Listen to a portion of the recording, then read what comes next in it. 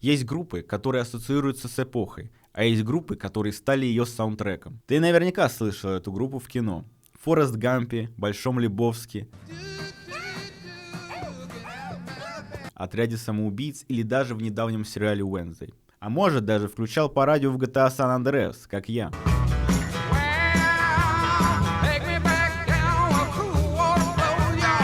В какой-то момент они продавались лучше, чем The Beatles. Это Creedence Clearwater Revival.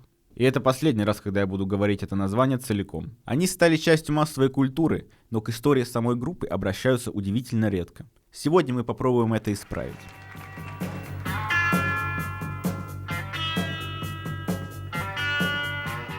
История Creedence начинается в маленьком пригороде Сан-Франциско. В конце 50-х школьные друзья Джон Фогерти, Дуг Клиффорд и Стю Кук собрали группу The Blue Velvets и выступали на местных ярмарках и вечеринках. Позже к группе присоединился старший брат Джона Фогерти, Том, который на тот момент имел богатый опыт концертных выступлений и некоторые знакомства в местных клубах. Так коллектив, переименованный в Tommy Fogerty and the Blue Velvets, отправился в гастроли по Калифорнии. Помимо этого, музыканты выпускали синглы, но они не получили широкой популярности и никакого коммерческого успеха не имели. Начало 60-х вообще было специфическим временем для популярной музыки. В Америке первая волна рок-н-ролла уже спала. Ключевые фигуры конца 50-х исчезли со сцены. Элвис проходил службу в армии, Чак Берри попал в тюрьму, Литл Ричард решил стать проповедником, а Бадди Холли и Эдди Кокрен просто не дожили до нового десятилетия.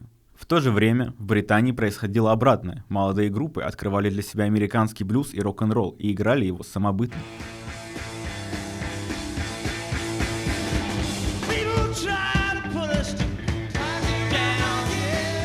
Когда в 1964 году британское вторжение накрыло США, музыкальная индустрия резко сменила фокус. Лейблы стали активно продвигать британских артистов и ориентироваться на новое звучание.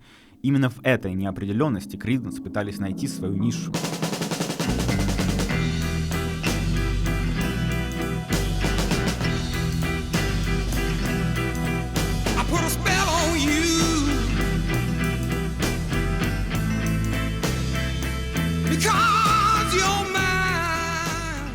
Так группа оказалась на Fantasy Records.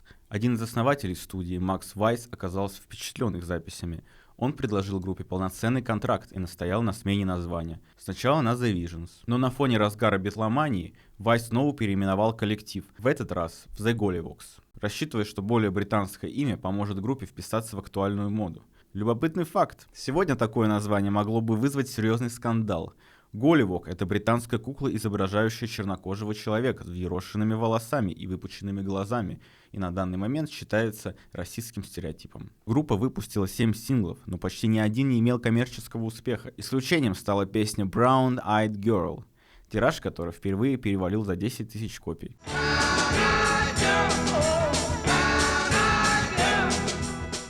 В это время Джон Фогерти работал в транспортном отделе Fantasy Records, что давало ему доступ к профессиональной студии. Здесь он оттачивал игру на гитаре и отрабатывал новые песни. Почти весь материал The Golliwogs Джон писал вместе с Томом.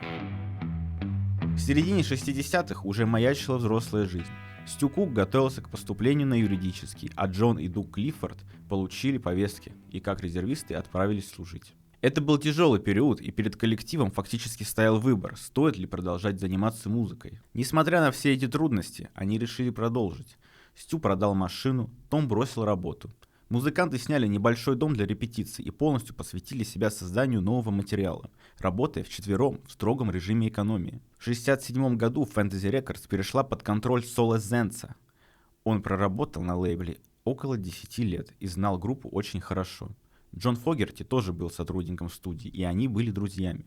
Зенцу в целом нравилось то, что делали The Golliwogs, и он был готов продолжать с ними работу.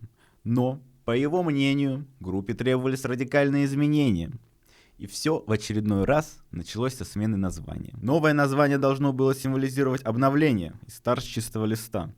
Так появился Creedence Clearwater Revival. По словам Джона Фогерти, ключевым здесь было именно слово «revival» — «возрождение». Группа действительно нуждалась в перерождении после 4 лет безуспешных попыток пробиться. Слово Creedence отсылало к имени знакомой Тома Фогерти, но при этом звучало как доверие или убежденность, что совпадало с новым ощущением группы. Clearwater же было взято из рекламы пива и добавляло образу чистоты и простоты. Название получилось длинным, странным и не похожим на заполонившие все британские группы, а значит запоминающимся. Под новым именем группа подписала с Fantasy Records 7-летний контракт, решение, которое в тот момент казалось единственным шансом заниматься музыкой. Условия договора были типичны для молодых артистов конца 60-х. Группе платили низкие роялти и требовали огромный объем нового материала, а права на музыку фактически принадлежали лейблу. Тогда это выглядело как разумная плата за возможность записываться и выпускать пластинки. Позже именно этот контракт станет источником многолетнего конфликта между Джоном Фогерти и Fantasy Records. Но в 1967 году важным было лишь одно — у группы наконец появился шанс начать все заново. Под новым именем группа начала активно работать над материалом. Уже первый сингл Suzy Q стал настоящим прорывом и добрался до американских чартов. Он поднялся до 11-го места в главном музыкальном чарте Америки и вывел группу из локального калифорнийского андерграунда на национальную сцену. Для Creedence, которые годами оставались в тени, это было переломным моментом. Их заметили за пределами Сан-Франциско. По радио начали звучать их песни, а в клубы начали стекаться новые слушатели. При этом дебютный одноименный альбом не поднялся высоко в топе, а вот уже второй альбом Bayou Country был с восторгом принят критиками и поклонниками.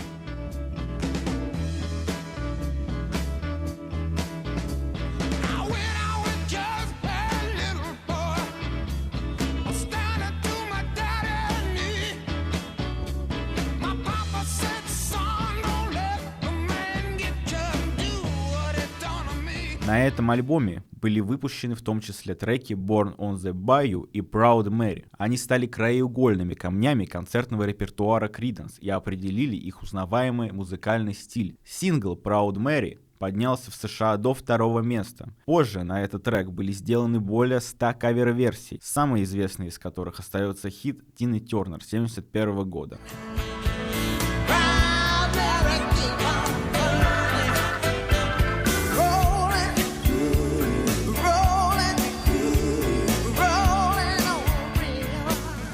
Боб Дилан позже называл Proud Mary лучшим синглом 1969 года. А Боб Дилан, как известно, не хер с горы. Стоит отметить, что с политической точки зрения тогда было очень неопределенное время. Шла война во Вьетнаме, и противостояние между США и Советским Союзом нарастало. На фоне этих событий Creedence выпускают новый сингл. Он вновь поднимается до 2-го места в чарте и навсегда становится одним из главных хитов группы — Bad Moon Rising.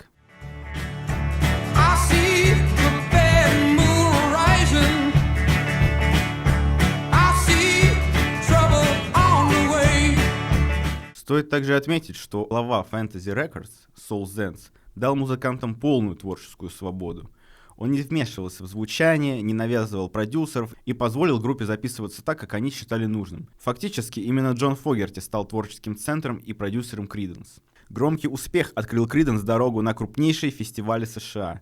И самым известным из них стал, конечно же, Вудсток. Это был крупнейший музыкальный фестиваль своего времени. Почти 500 000 человек, 3 дня музыки под открытым небом и выступления артистов, которые позже станут символами эпохи, такие как Джимми Хендрикс, Дженнис Джоплин, The Who и Grateful Dead. Фестиваль быстро превратился в хаос. Дождь, грязь по колено, запрещенные вещества, постоянные сдвиги выступлений. Но несмотря на все это, Вудсток стал символом контркультуры и точкой отсчета всей фестивальной движухи. Но для Creedence этот момент оказался куда менее романтичным.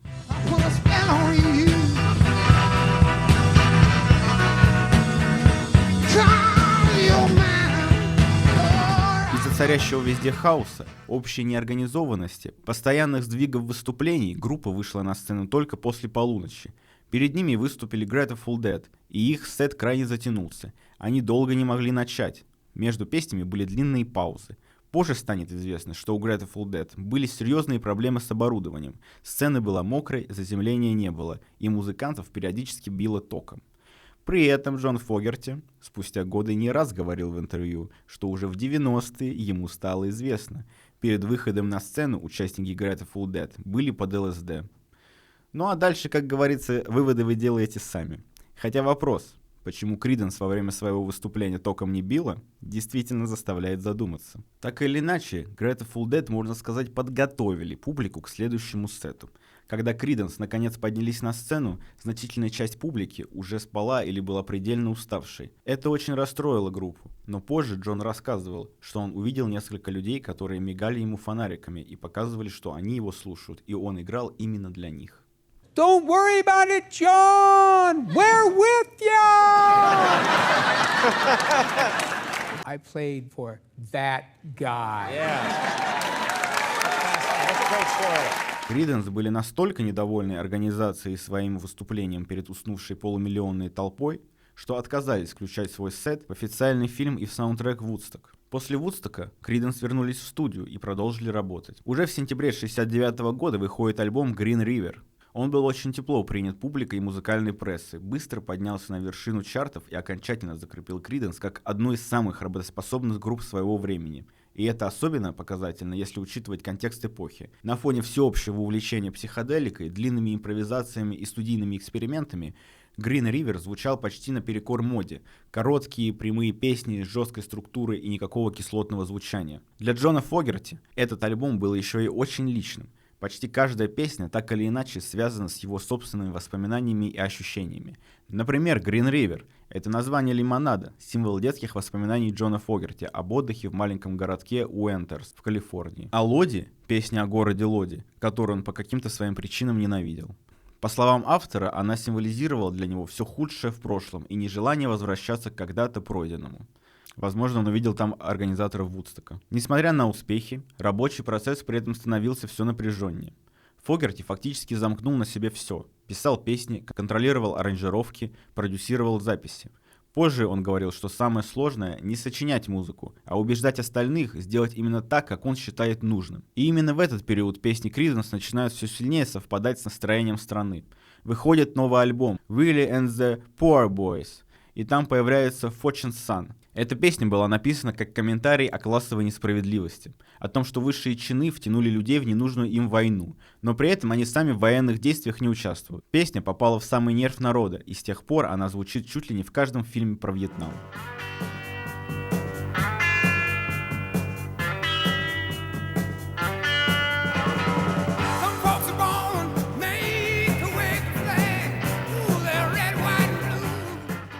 Криденс продолжили выпускать песни с ярко выраженным социальным подтекстом, передавая тревожное ощущение времени, как в Who'll Stop the Rain.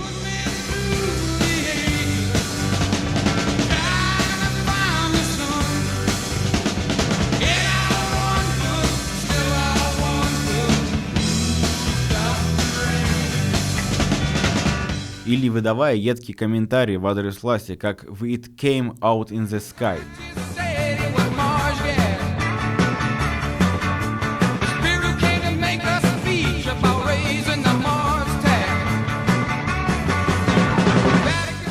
Эти композиции были тепло приняты критиками и слушателями, но и без хейтеров не обошлось. Группа стала получать угрозы по телефону, а в одной из газет был опубликован призыв остановить коммунистическую группу. Популярность группы росла лавинообразно.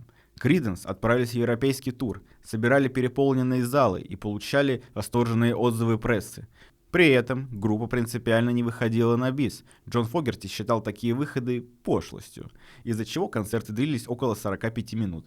Остальных участников это, конечно же, раздражало. И этот, казалось бы, мелкий момент становился еще одной точкой напряжения внутри коллектива. Следующим шагом стал альбом Cosmos Factory, и это была новая вершина их творчества. Фогерти заметно расширил музыкальную палитру. В звучании появились слайд-гитара, саксофон, клавишные, студийные эффекты, а его вокал стал еще увереннее и разнообразнее. При этом альбом не потерял главного — жесткой структуры и острой лирики. Альбом возглавил чарты как в США, так и в Европе, стал многократно платиновым и окончательно закрепил статус группы как одной из самых успешных в мире.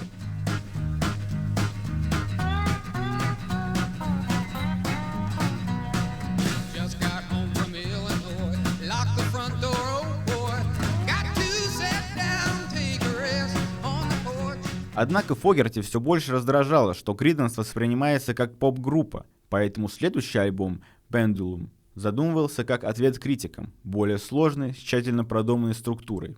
В Впервые Фогерти сознательно конструировал пластинку как цельное произведение, добавил клавишные, духовые, женский бэк-вокал и даже попробовал элементы прог-рока. Но именно этот подход еще сильнее обострил конфликты. Стю Кук позже вспоминал, что на запись ушло гораздо больше времени, чем обычно, а внимание к деталям начало изрядно утомлять группу. Дуг Клиффорд говорил, что Pendulum стал моментом, когда работа перестала быть быстрой и интуитивной и превратилась в тяжелый студийный процесс. При этом альбом был тепло принят публикой и был коммерчески успешным. Так, после распада Beatles, Creedence были официально объявлены самой коммерчески успешной группой в мире.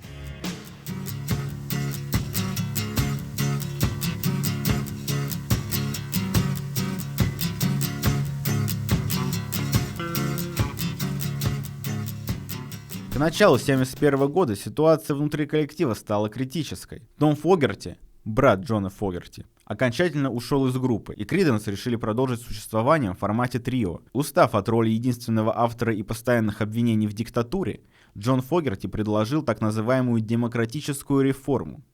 Следующий альбом должны были писать все участники на равных. При этом Фогерти выдвинул условия.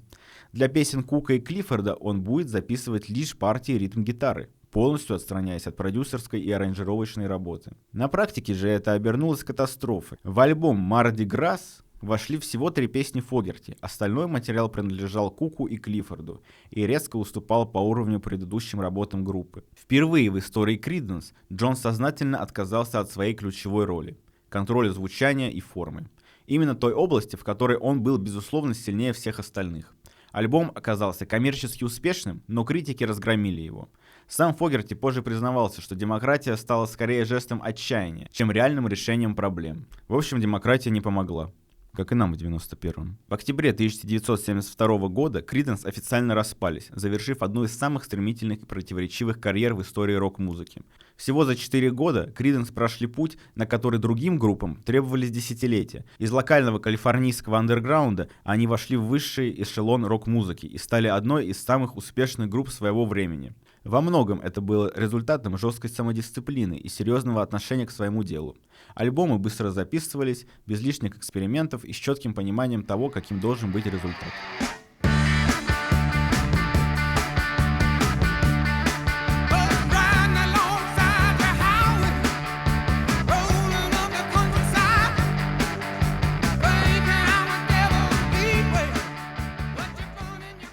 После распада группа больше никогда не выходила на сцену в классическом составе, а отношения между участниками, прежде всего между Джоном Фогерти и остальными, оставались напряженными на протяжении десятилетий. Каждый пошел своим путем. Джон начал долгую и непростую сольную карьеру.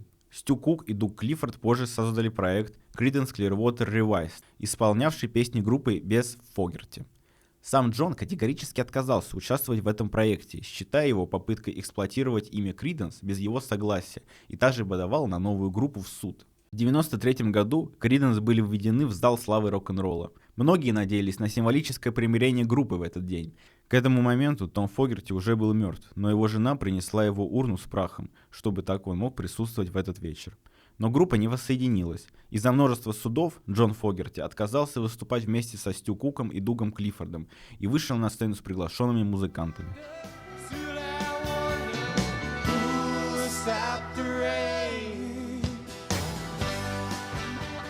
После распада Creedence в 1972 году история группы вовсе не закончилась.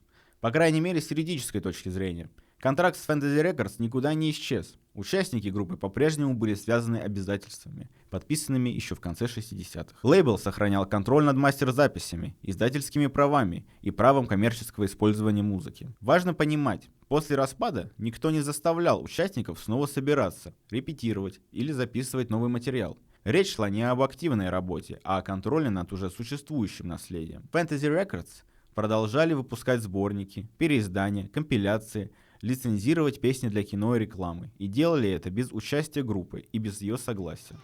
New 5-star denim from Wrangler. Wrangler. Real comfortable jeans. Для Джона Фогерти эта ситуация была особенно болезненной. Он был основным автором песен, голосом и продюсером Creedence, а с Солом Зенцем, главой Fantasy Records, они были друзьями. Но к концу 70-х их отношения стали откровенно враждебными. Любая попытка двигаться дальше как сольному артисту упиралась в старые контрактные обязательства и постоянный риск новых конфликтов. Именно поэтому в 1980 году Фогерти пошел на крайне жесткий и, по его собственным словам, отчаянный шаг. Чтобы окончательно разорвать зависимость от Fantasy Records и получить возможность спокойно заниматься сольной карьерой, он отказался от своих роялти в пользу соло Зенса. Фогерти пожертвовал будущими доходами от музыки Creedence, чтобы больше не быть напрямую связанным с лейблом. При этом остальные участники группы, Стю Кук и Дуг Клиффорд, не делали такого шага. Они продолжали получать свои выплаты в рамках существующей системы и позже даже участвовали в проектах, напрямую связанных с наследием Creedence. А между Джоном Фогерти и Fantasy Records разворачивалась настоящая юридическая война. Конфликт накапливался и сопровождался множеством судебных исков друг на друга. Точка невозврата наступила в середине 80-х, после выхода сольного альбома Centerfield. Один из его главных хитов, The Old Man Down the Road, стал поводом для иска со стороны Fantasy Records. Лейбл заявил, что песня незаконно копирует композицию Creedence Run Through the Jungle, права на которую принадлежали Fantasy Records. Ситуация выглядела абсурдно. Фогерти обвинили в плагиате самого себя. Дело дошло до суда присяжных, и они встали на сторону Фогерти, признав, что сходство стиля не означает нарушение авторского права. Более того, это решение стало важным прецедентом для всей американской музыкальной индустрии и юридической практики в области авторского права. Дело Фогерти до сих пор изучают в юридических школах как пример того, как работает система копирайт-споров. И только спустя десятилетия в этой истории появился настоящий финал. В 2023 году Джон Фогерти объявил, что вернул себе контроль над издательскими правами на ключевые песни Creedence. Это произошло не через суд, а через сделку. Фогерти выкупил контрольную долю паблишинг-прав у компании Concord, которая владела каталогом после покупки Fantasy Records. Спустя более чем полвека после подписания того самого несчастного контракта, он наконец получил контроль над собственной музыкой, с чем мы его и поздравляем.